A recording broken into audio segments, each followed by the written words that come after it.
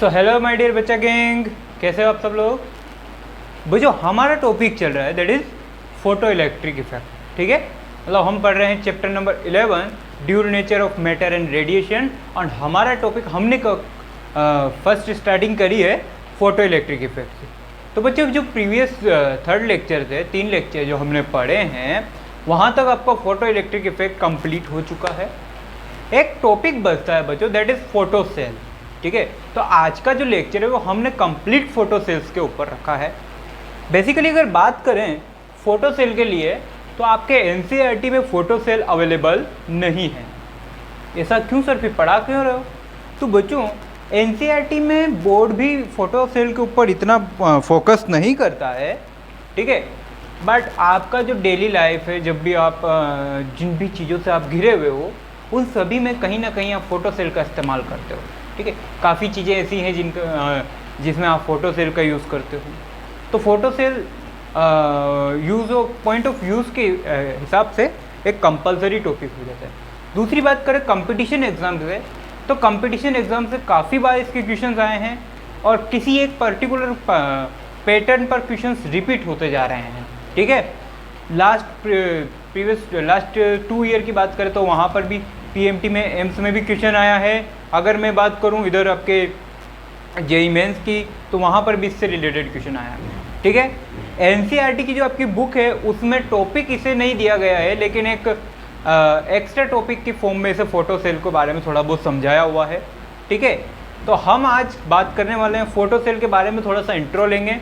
ठीक है, और उससे रिलेटेड प्रीवियस ईयर एग्जाम में किस तरीके के क्वेश्चंस बनते हैं, कैसा क्वेश्चन नहीं बनता है, वो भी चीज़ हम आज डिस्कस करेंगे। ठीक है, तो वेरी वेलकम बच्चों, my name is Rahul Vishwakarma और हम पढ़ रहे हैं फोटो इलेक्ट्रिक इफेक्ट और आप देख रहे हैं आपका अपना छोटा सा प्यारा सा channel that is pi Rahul. तो आप मुझे वहाँ पे मिल सकते हैं पीआई राहुल करके। ठीक है, तो रही बात फोटो इलेक्ट्रिक इफेक्ट के प्रीवियस लेक्चर्स की, तो बच्चों आप फोटो इलेक्ट्रिक इफेक्ट यूट्यूब पर सर्च कीजिए, पीछे अपने चैनल का नाम पीआई राहुल कर दीजिए, आपको सारे लेक्चर्स मिल जाएंगे। ठीक है, तो बच्चों बात करते हैं the last topic photo electric effect that is photo cell. तो आपके सामने बोर्ड पर लिखा हुआ है फोटो सेल, बहुत ही बेहतरीन तरीके से आपकी स्क्रीन पर दिखाई दे रहा है। फोटो सेल का diagram, construction, category, working and applications. तो मैं चाहूँगा कि पहले आप इसे नोट डाउन कीजिए, उसके बाद हम इसे समझने का छोटा बहुत ट्राई करेंगे।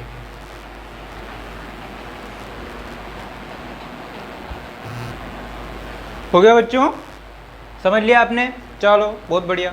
तो बच्चों आप लोगों ने जब इसको नोट डाउन किया तो आप लोगों ने ये तो समझ लिया होगा कि ये कोई एक्स्ट्रा कोई चीज़ नहीं है। ठीक है, ये फोटो इलेक्ट्रिक इफेक्ट का ही एक एप्लीकेशन है। तो सबसे पहले बात करें फोटो सेल की वर्किंग प्रिंसिपल, तो that is photo electric effect. मैंने यहाँ पे नोट डाउन नहीं किया हुआ है, आप कर लीजिएगा। इसका वर्किंग प्रिंसिपल क्या है, इसका वर्किंग प्रिंसिपल क्या है, फोटो इलेक्ट्रिक इफेक्ट। ठीक है, सबसे पहले बात करें कंस्ट्रक्शन की, सबसे पहले बात करते हैं फोटो सेल एक्चुअली में करता क्या है। तो photo cell converts light energy into the electrical energy. Photo cell क्या काम करता है, आपकी लाइट एनर्जी को इलेक्ट्रिकल एनर्जी में कन्वर्ट करने का काम करता है। तो बच्चों बात करें कंस्ट्रक्शन की, तो आपको अच्छे से पता है कि फोटो इलेक्ट्रिक इफेक्ट में क्या था, एक आपके ट्यूब थी जिसमें आपके एक कैथोड था, एक एनोड था। कैथोड पर लाइट रे इंसिडेंट करवा रहे थे, कैथोड से इलेक्ट्रॉन निकल रहे थे, वो इलेक्ट्रॉन एनोड की तरफ जा रहे थे। That is photo electric effect, confirm.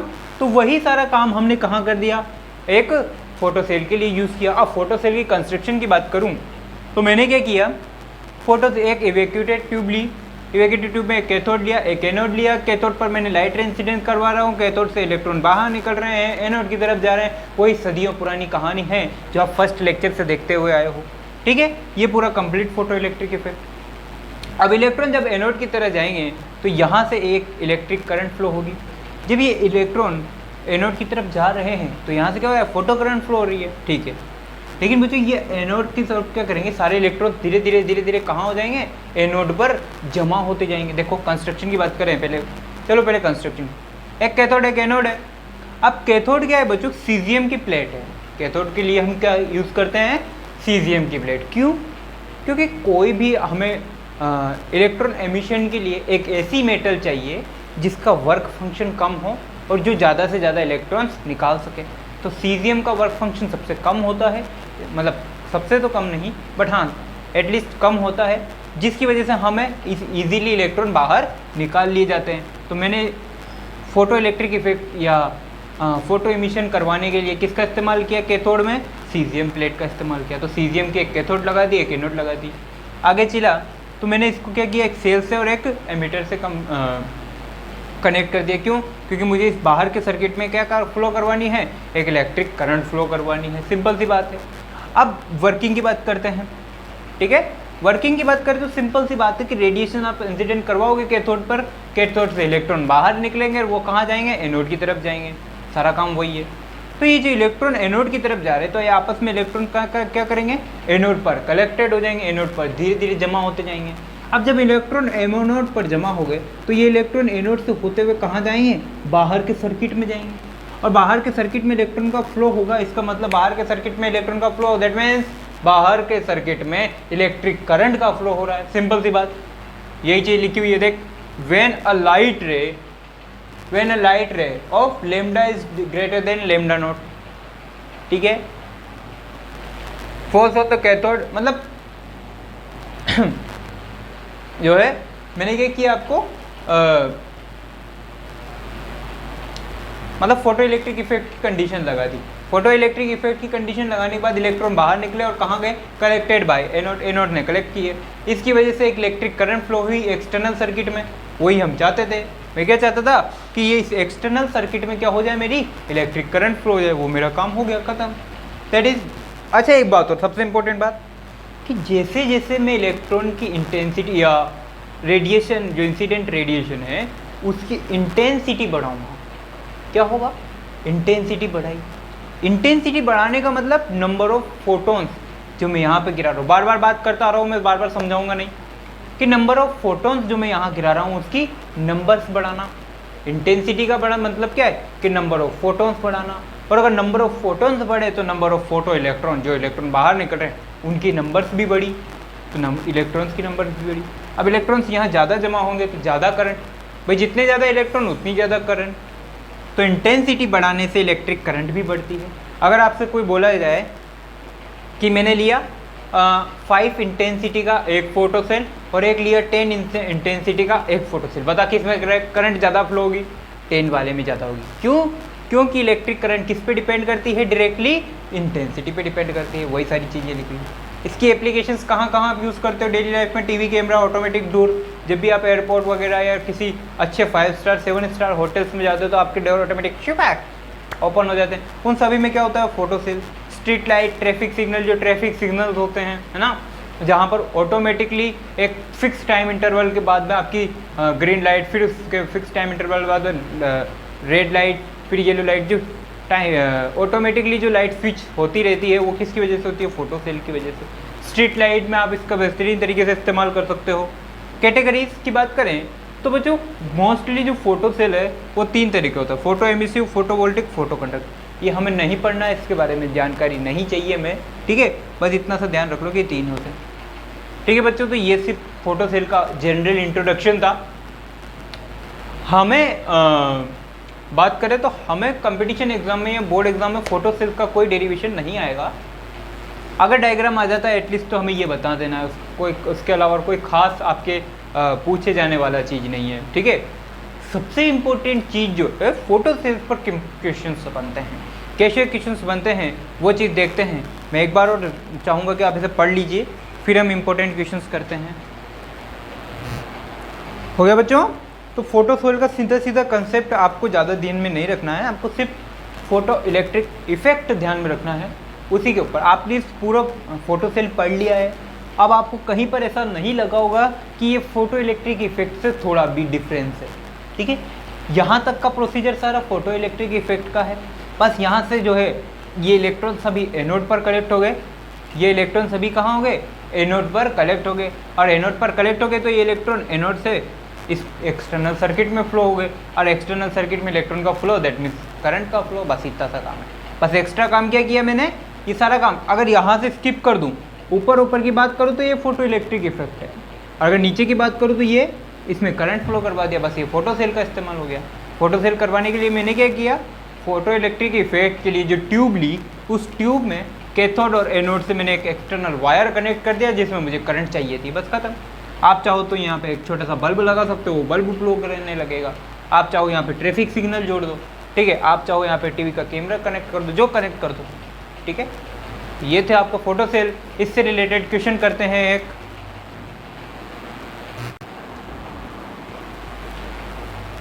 ठीक है बच्चों, तो क्वेश्चन करेंगे हम एक बहुत ही प्यारा सा, बहुत ही मुन्ना सा, बहुत ही अच्छा सा क्वेश्चन करेंगे। इस पर मैं ज़्यादा क्वेश्चंस आपको नहीं करवाने वाला हूँ क्योंकि पैटर्न के सभी क्वेश्चंस का लगभग सिमिलर है, ठीक है बच्चों। इस पर हम ज़्यादा क्वेश्चंस नहीं करेंगे क्योंकि सभी का पैटर्न क्या है, लगभग सिमिलर है ना। और मोस्टली जो क्वेश्चन है वो इंटेंसिटी पे पूछे गए। याद है मैंने आपको अभी वर्किंग की लास्ट में एक लाइन लिखी होगी आपने कि इंटेंसिटी बढ़ाने पर इलेक्ट्रिक करंट बढ़ती है, ऐसा लिखा होगा आपने, याद है। तो उसी से रिलेटेड क्वेश्चंस बनेंगे। तो पहला भी क्वेश्चन भी उसी से रिलेटेड करते हैं, दैट इज, अब सुनना बात को। मान लो ये कोई फोटो सेल है आपका, ठीक है ना। और ये आपकी कैथोड हो गई, इधर आपकी एनोड हो गई, ठीक है। ये आपका एक्सटर्नल सर्किट हो गया, वगैरह वगैरह जो भी है, ठीक है, वगैरह वगैरह जो भी है, मतलब बेसिक एग्जांपल समझना बात को। पहली बात करें तो पहले जो लाइट सोर्स,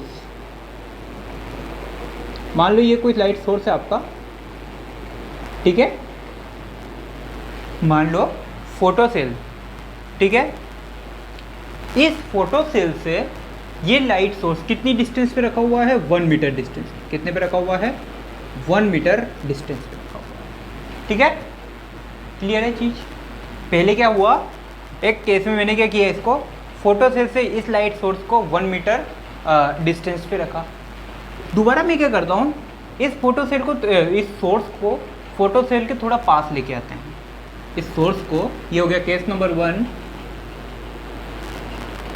ठीक है, ये हो गया केस नंबर 2। मैंने क्या किया, इस फोटो सेल को वापस से थोड़ा सा पास लेके आया। ये वापस वही सर्किट में, ज़्यादा मैं दिमाग नहीं लगा रहा हूँ। ये लो, अब मेन पॉइंट क्या है, ये सोर्स है, SOURC, सोर्स की स्पेलिंग सही है ना भैया, ये भी इसका सोर्स है। अब ये जो लाइट सोर्स है ये फोटो सेल से कहाँ है, 1/2 मीटर की डिस्टेंस। कितने पे है, 1/2 मीटर की डिस्टेंस पे, ठीक है बच्चों। पहले केस में क्या था, फोटो सेल और सोर्स के बीच में डिस्टेंस है 1 मीटर। दूसरे केस में फोटो सेल और सोर्स के बीच में है 1/2 डिस्टेंस। तो क्या number of emitted electrons affected होंगे या नहीं होंगे, होंगे तो किस तरीके से होंगे। कहने का मतलब ये है कि अगर लाइट सोर्स को फोटो सेल से दूर रखा हुआ है 1 मीटर पर, तो कितने नंबर ऑफ इलेक्ट्रॉन्स निकलेंगे, या नंबर ऑफ इलेक्ट्रॉन्स जो निकलेंगे तो वो पास लाने पर कितने से अफेक्टेड। मान लो यहाँ से नंबर ऑफ इलेक्ट्रॉन निकले N1, यहाँ से निकले N2, तो आपको नंबर ऑफ इलेक्ट्रॉन दोनों में रिलेशन निकालना है। नहीं समझ में आया। पहले सोर्स रखा हुआ है 1 मीटर पे, अब उसको पास लेके आ गया कितने पे, 1/2 पे। तो आपको ये निकालना है कि पहले जो नंबर ऑफ इलेक्ट्रॉन्स निकल रहे थे N1, अब वो कम निकलेंगे या ज़्यादा निकलेंगे, यानी N1 और N2 में आपको रिलेशन निकालना है। तो बच्चों आपको अच्छे से पता है कि number of emitted electron, number of emitted electron किस पे डिपेंड करते हैं, आपके इंटेंसिटी पे डिपेंड करते हैं। इंटेंसिटी पे डिपेंड करते हैं। मान लो इसकी इंटेंसिटी है I1 और इसकी इंटेंसिटी है I2, तो N1 is directly proportional to I1 और N2 is directly proportional to I2, ऐसा होगा। क्लियर है भाई। सिंपल सा कंसेप्ट है कि electron, number of emitted electron किस पे डिपेंड करते हैं, इंटेंसिटी पे। ये जो लाइट रे इंसिडेंट हो रही है, इंटेंसिटी ऑफ रेडिएशन किस पे डिपेंड करेंगे, रेडिएशन के इंटेंसिटी पे डिपेंड करेंगे, ठीक है सर। एक चीज़ मैंने आपको पहले भी बताई थी कि इंटेंसिटी डिस्टेंस पे कैसे डिपेंड करती है, 1/d²। ये चीज़ मैंने पहले भी बताई थी आपको कि इंटेंसिटी सोर्स और फोटो सेल के बीच की डिस्टेंस जो है, मान लो ये डिस्टेंस जो है d, इस d के स्क्वायर के इन्वर्सली प्रोपोर्शनल होती है। ठीक है, इंटेंसिटी कैसे डिपेंड है, inversely proportional to d square. तो number of photons is directly proportional to 1/d square, ऐसा लिख सकता हूँ भाई। Number of electron is directly proportional to intensity और intensity is inversely proportional to 1/d square. तो नंबर ऑफ इलेक्ट्रॉन और distance में ये रिलेशन होगा, ऐसा लिख सकते हैं। ठीक है, तो n1 upon n2 is equal to d2 का स्क्वायर अपॉन d1 का स्क्वायर, ऐसा लिख दो। इन्वर्सली प्रोपोर्शनल है ना, तो n1 is equal to d2 upon d1 का, ऐसा लिख सकते हैं। Is equal to i1 upon i2, ऐसा भी लिख सकते हो। अब आप बात करते हैं d2 कितनी है, 1/2। d2 कितना है, 1/2 का होल स्क्वायर। d1 कितना है, 1 का स्क्वायर। फाइनली कितना बन गया, n1 upon n2 is equal to ये 1/4, ये 1 नीचे आके क्या बन जाएगा, 1/4। So n2 is equal to 1/4 n1। n2 is equal to n2 is equal to 4 into n1। इसका मतलब अगर आप डिस्टेंस कम करोगे तो पहले से 4 गुना ज़्यादा नंबर ऑफ इलेक्ट्रॉन्स निकलेंगे। मतलब पहले यहाँ से निकल रहे थे 5, पहले मान लो 1 मीटर की जब डिस्टेंस पे सोर्स रखा हुआ था, आपका सोर्स जब 1 मीटर डिस्टेंस पे रखा हुआ था तब 5 इलेक्ट्रॉन निकल रहे थे। जब आपका सोर्स 1/2 पे रखा हुआ है तो 5 का 4 टाइम्स यानी 20 इलेक्ट्रॉन निकल रहे हैं। मान लो यहाँ से 1 इलेक्ट्रॉन निकल रहा होता, 1 मीटर की डिस्टेंस पे रखा और 1 इलेक्ट्रॉन निकल रहा है, तो 1/2 रखने पर कितना निकलेगा, 4। यानी कि डिस्टेंस कम करने पे नंबर ऑफ इलेक्ट्रॉन्स क्या होंगे, ज़्यादा होंगे। ऑब्वियसली बात है।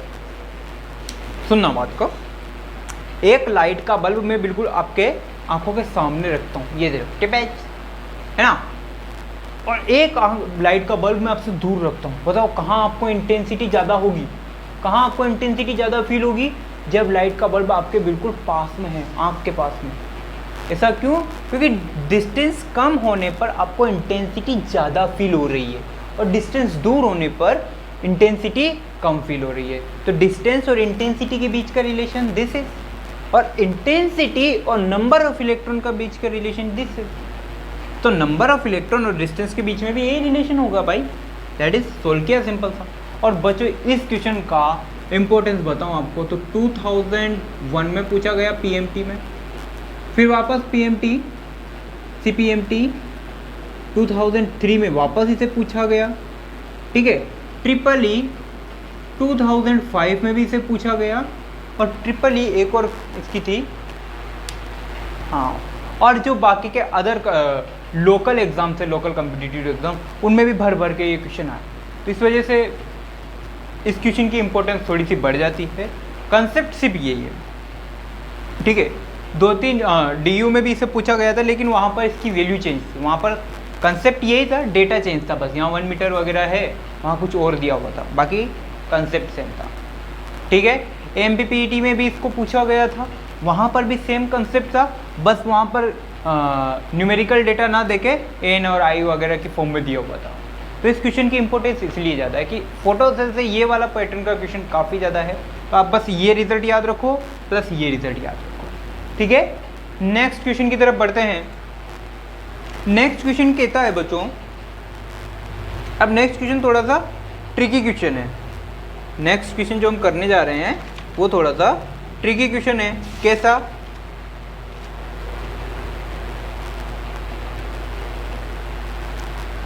चार आपको ऑप्शन दिए हुए ग्राफ से रिलेटेड। ठीक है, अब वो क्वेश्चन क्या कहना चाहता है वो भी बात समझते हैं। वो भी इस इंटेंसिटी पे ही बेस्ड है, ज़्यादा नहीं है। ठीक है, वो क्वेश्चन भी इंटेंसिटी पर ही बेस्ड लेक्चर है, सॉरी बेस्ड क्वेश्चन है। आपको ग्राफ दिया हुआ है, फोटो सेल में फ्लोइंग होने वाली इलेक्ट्रिक करंट I और इंसिडेंट रेडिएशन लेम्डा के बीच में। ठीक है, आपको ग्राफ किस किस के बीच में दिया हुआ है?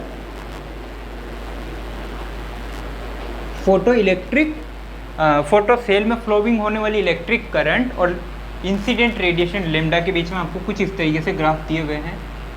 ठीक है,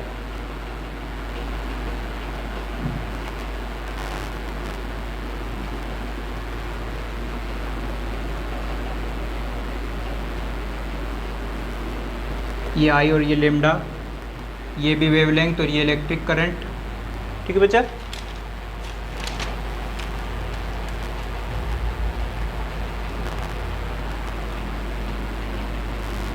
कुछ इस तरीके से है एंड दैट इज डी, ये वेवलेंथ, ये इलेक्ट्रिक करंट और इस बार ये ग्राफ ऐसा है। इतना गंदी ड्राइंग बनाते हो ना सर आप, किसी दिन आपको हंसी हो जाएगी। थैंक यू बच्चों। मुझे है क्या चीज़, केस क्या है कि पहले केस में क्या है, ओके मैं एक बार क्वेश्चन का डेटा देख लेता हूँ कि सेम है क्या यार। बिल्कुल सेम है। ओके, क्वेश्चन ये कहा गया है कि आपका एनोड का जो वोल्टेज है, एनोड का वोल्टेज वो क्या किया उन्होंने, फिक्स कर दिया। मतलब उसको चेंज नहीं कर रहा है वो बार बार। मान लो अगर 10 वोल्ट का रखा हुआ है एनोड का वोल्टेज, तो 10 वोल्ट ही रखा हुआ है, उन्होंने वो फिक्स कर दिया, उसको कोई चेंज नहीं किया।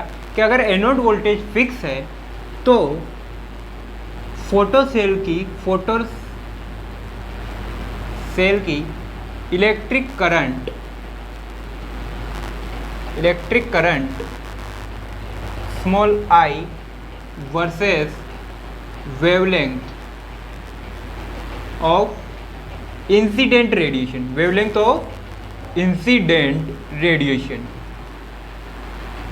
ऑफ इंसिडेंट रेडिएशन का ग्राफ कौन-सा होगा। ठीक है, यानी कि अगर मैं किसी भी फोटो सेल में एनोड पर पॉजिटिव वोल्टेज जो है वो फिक्स कर देता हूँ मैं। ठीक है, एनोड पर वोल्टेज क्या करता हूँ, फिक्स कर देता हूँ। मतलब स्टार्टिंग वाली कंडीशन है। तो जो फोटो सेल की वजह से जो बाहर के सर्किट में इलेक्ट्रिक करंट फ्लो हो रही है, वो फोटो करंट की बात नहीं कर रहा हूँ मैं, बात कर रहा हूँ इलेक्ट्रिक करंट की। तो ये वो इलेक्ट्रिक करंट इंसिडेंट रेडिएशन की वेवलेंथ पर किस तरीके से डिपेंड करेगी, वो आपको बताना है। ये थोड़ा सा ग्राफ ऐसा जा रहा है।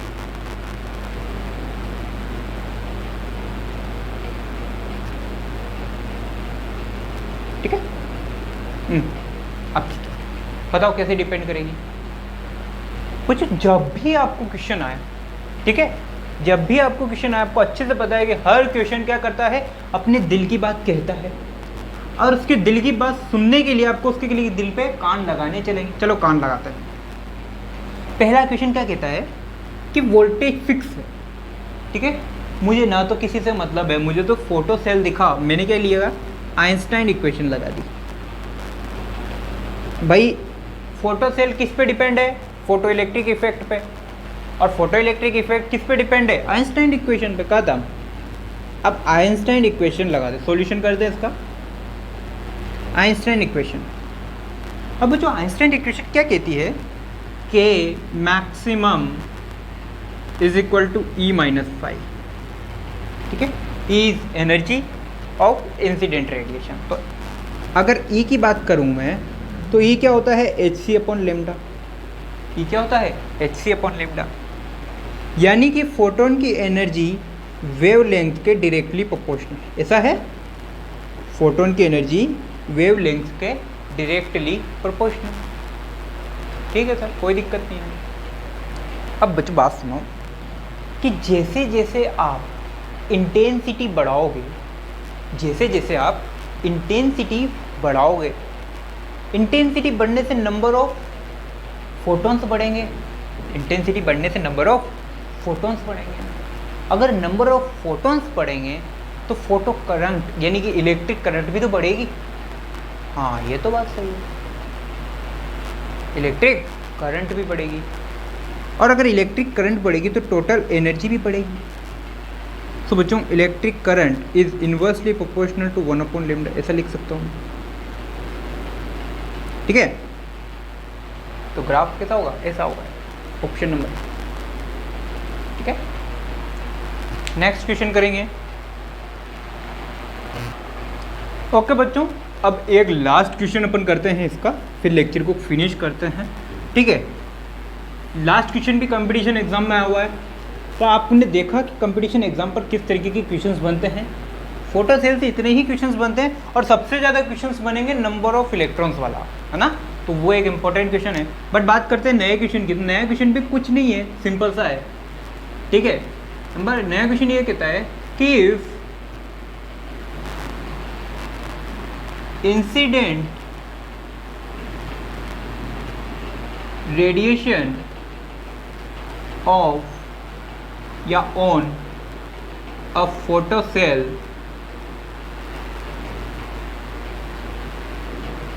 is of wavelength that is lambda, ठीक है,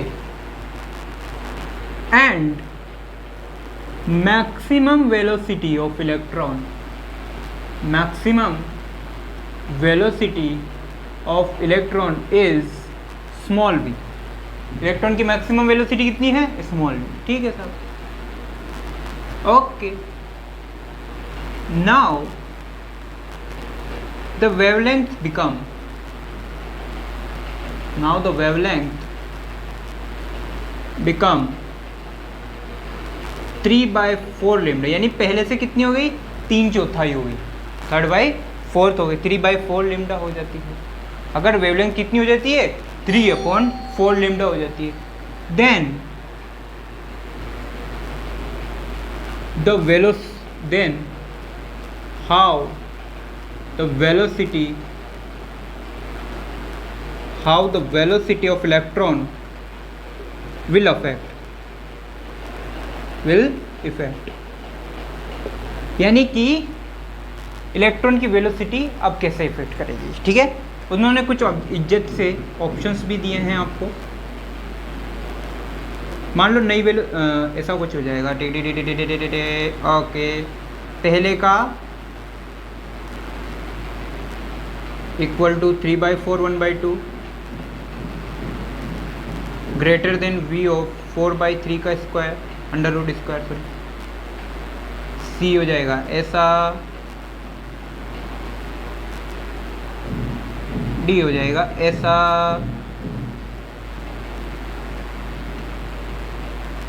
इसमें से कौन सा ऑप्शन सही है, इसमें से कौन सा ऑप्शन सही है, ये आपको चेक करना है।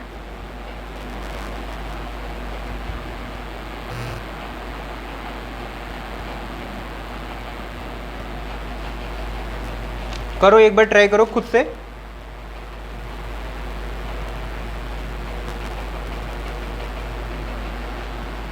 हो गया भाई। कहने का मतलब क्या है कि मान लो किसी भी फोटो सेल पर मैं लेमडा वेवलेंथ का कोई भी रेडिएशन इंसिडेंट करवा रहा हूँ।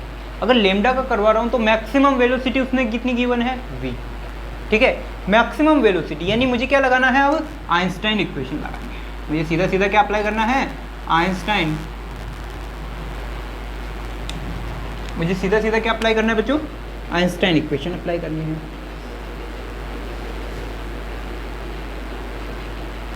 अगर मैं आइंस्टाइन इक्वेशन अप्लाई करता हूँ, that is K maximum is equal to E minus 5। K maximum किससे गिवन है, half M V square sir. K maximum का मतलब half M V square maximum is equal to H C upon lambda minus work function को as it is रखते हैं। We maximum कितना दे रखा है, स्मॉल, क्या बोला उसने, maximum velocity of electron is small V. तो अगर मैं बात करूँ तो इसको क्या लिख सकता हूँ, half M small V square is equal to H C upon lambda minus 5, that is equation number 1। यानी केस फर्स्ट में क्या है, अगर लेमडा वेवलेंथ का कोई फोटोन कोई लाइट रे इंसिडेंट करवा रहे हो तो उससे जो निकलने वाला इलेक्ट्रॉन है उसकी मैक्सिमम वेलोसिटी स्मॉल वी है, तो ये इक्वेशन बनेगी, केस खत्म। अब बात करते हैं केस नंबर 2। अब जो वेवलेंथ है, मान लो नई वेवलेंथ है लेमडा डैश। लेमडा डैश किससे डिपेंड है, 3/4 लेमडा। यानी लेमडा जो नई वेवलेंथ है वो कितनी कर दी अब 3/4, पहले से 3/4 कर दी, ठीक है। मान लो नई वेलोसिटी है v0 v डैश, नई वेलोसिटी क्या है v डैश है। अब ये वापस से आइंस्टाइन इक्वेशन लगाते हैं, आइंस्टाइन को बुलाओ, आइंस्टाइन इक्वेशन बुलाया, आइंस्टाइन को बुलाया तो वापस से k maximum is equal to e minus five, k maximum अब कितना है हाफ m v डैश का square, half m v dash का square is equal to h upon lambda. यहाँ पे लेमडा कितनी है 3/4, तो इसको ऐसा लिखो 3/4 इंटू लेमडा माइनस 5। सोल्व कर लो और इसको, हाफ m v डैश का square is equal to 4hc by 3 lambda minus 5 हो गया। अब बच्चों आपको क्या बस इतना बताना है कि जो नई वेलोसिटी है वो इससे बराबर है, इससे बड़ी है, इससे छोटी है या इससे बड़ी है। अब आपको ये चीज़ निकालनी है, ठीक है। चलो तो बच्चों इसको सोल्व करें। मैं क्या करता हूँ, इक्वेशन नंबर 1 और इक्वेशन नंबर 2 को डिवाइड करता हूँ, 1 डिवाइडेड बाई 2। आपको इसकी कैलकुलेशन नहीं करनी है, आपको इसकी ना कोई वैल्यू निकालनी है, जो v डैश है आपकी इसको वैल्यू भी नहीं निकालनी है, बस आपको अंदाजन बताना है कि ये इससे बड़ी है या छोटी है या बराबर है, ठीक है। चलो पहले बात करते हैं this and this, 2 divided by 1 ऐसा करते हैं, 2 डिवाइडेड बाई 1, हाफ m से हाफ m कटा, यहाँ क्या बचा v डैश का स्क्वायर अपॉन v का स्क्वायर। मैंने शॉर्टली लिख दिया है, मैंने क्या 2 divided by 1, so half m से हाफ m तो ऑटोमेटिकली कट, v डैश का square upon v square as it is. यहाँ क्या बच गया 4hc by lambda minus 5 upon hc upon 3 lambda hc upon lambda minus 5। वो जो दोनों केस में वर्क फंक्शन चेंज नहीं हुआ, क्यों? क्योंकि ये जो सारा काम करवा रहे हो, ये जो वेवलेंथ चेंज कर रहे हो, सब किस पर कर रहे हो, सेम मेटल पर कर रहे हो, इसलिए वर्क फंक्शन किस पे डिपेंड करता है, मेटल पे डिपेंड करता है, और मेटल आपकी सेम है तो वर्क फंक्शन भी सेम है। क्लियर है? तो वर्क फंक्शन में कोई चेंज नहीं किया। मैं इसे सोल्व करूं बच्चों, इसके लिए मैं क्या करता हूं, v square is equal to this. अब बच्चों मैं क्या करता हूँ यहाँ पे 4hc बाई लेमडा का मल्टीप्लाई और एडिशन और सब्ट्रैक्शन कर देता हूँ। कैसे? इस इक्वेशन को यहाँ लिख लेते हैं, ठीक है। सो v डैश का square upon v square is equal to 4hc by 3 lambda, ठीक है, माइनस 5। एक काम मैं कर सकता हूँ इसको इसके सिमिलर बनाने के लिए,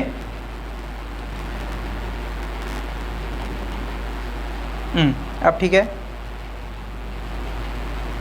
अब ऑब्वियसली बात है, अब जब मैं बच्चों इसको ऊपर मल्टीप्लाई करूँगा v स्क्वायर को, तो क्या होगा, दिस अपॉन दिस, या इसको थोड़ा सा और अपन चेंज कर लेते हैं, ठीक है। इसमें करता हूँ मैं प्लस hc अपॉन लेमडा, ऐसा करता हूँ मैं plus 4/3 hc upon lambda minus 4/3 hc upon lambda से एडिशन और सब्ट्रैक्शन कर देते हैं, ठीक है। कुछ गड़बड़ हो रही है यार बच्चों, इसमें कुछ तो गड़बड़ है बच्चों, यहाँ कुछ गड़बड़ हुई है यार। ऐसा करते हैं अपन, कुछ तूफ़ानी करने के चक्कर में मैंने कुछ, चलो यहाँ तक कॉपी करो, मैं पूरा रब कर रहा हूँ, ठीक है। अब मैं क्या करता हूँ, इक्वेशन नंबर 2 और इक्वेशन नंबर 1 को डिवाइड कर देते हैं, चलो ठीक है, यहीं से कर देता हूँ मैं इसको, ठीक है। इक्वेशन नंबर 2 और इक्वेशन नंबर 1 को आपस में डिवाइड कर दें। 2 और 1 को डिवाइड किया तो इधर तो क्या बच गया, हाफ m से हाफ m काट, v0 का स्क्वायर शायद अब सही हो जाए ये क्वेश्चन, क्योंकि बच्चों v square is equal to 4/3 hc upon lambda minus 5/0 upon hc upon lambda minus 5/0। Problem इसकी है, प्रॉब्लम किसकी है? इसकी, H C upon lambda minus phi nought. कहीं ना कहीं मुझे कैसे ना कैसे इसको कैंसिल आउट करना है, कहीं ना कहीं किसी तरह से मुझे इसको, इस टर्म को कैंसिल आउट करना है। कैसे कर सकते हैं? एक काम करते बच्चों, मैं क्या करता हूँ, मैंने पहले वो एच सी अपॉन लेमडा किया था ना, नहीं, अब अपन करते हैं 4/3 फाई नॉट से एडिशन और 4/3 फाई नॉट से ही सब्ट्रैक्शन। भाई अगर ऐसा कर दूँ तो कोई दिक्कत वाली बात नहीं है। क्यों? क्योंकि ऊपर अगर मैंने क्या किया, ऊपर वाली टर्म में 4/3 फाई नॉट ऐड कर दिया और 4/3 फाई नॉट ही माइनस कर दिया। ओवरऑल देखा जाए तो ये दोनों आपस में जीरो हो जाएंगे, कोई दिक्कत नहीं। यहाँ से मेरी टर्म बन जाएगी H C upon lambda minus phi nought. इसको और इसको थोड़ा सा इससे इज्जत से लिखा जाए तो वी डैश का square upon V square is equal to 4/3 H C upon lambda. इस वाले को मैं थोड़ा सा आगे लिखता हूँ 4/3 फाई नॉट। यहाँ क्या बचा हुआ है? प्लस का 4/3 phi nought minus phi nought. मैंने क्या किया, इस माइनस 4/3 फाई नॉट को इसके साथ में लिख दिया, बाकी सब एज इट इज़ है। अपॉन में आपका वही है H C upon lambda minus phi nought. यहाँ से मेरा काम बन गया, हाँ अब बन जाएगा यार। 4/3 कॉमन लिया, दैट इज वी डैश का square upon V square is equal to 4/3 common लिया, यहाँ बचा H C upon lambda minus phi nought. इस वाली टर्म से क्या ले लिया मैंने? 4/3 कॉमन लिया, तो H C upon lambda minus phi nought upon H C upon lambda minus phi nought. Plus का 4/3 फाई नॉट और माइनस का फाई नॉट मिलके क्या बन गया? ये क्या बन जाएगा? प्लस फाई नॉट बाई 3 और नीचे क्या है? H C upon lambda minus phi nought. ऐसा तो है सही। अब बच्चों यहाँ से ये कट जगह है, बिल्कुल है, तो दिस कट बाय दिस, यहाँ क्या बच गया फाइनली? वी डैश का square upon V square is equal to यहाँ क्या है? ओनली 4/3। भाई इससे ये टर्म कट गई, ये क्या बचा? Phi nought upon 3 into H C upon lambda minus phi nought as it is.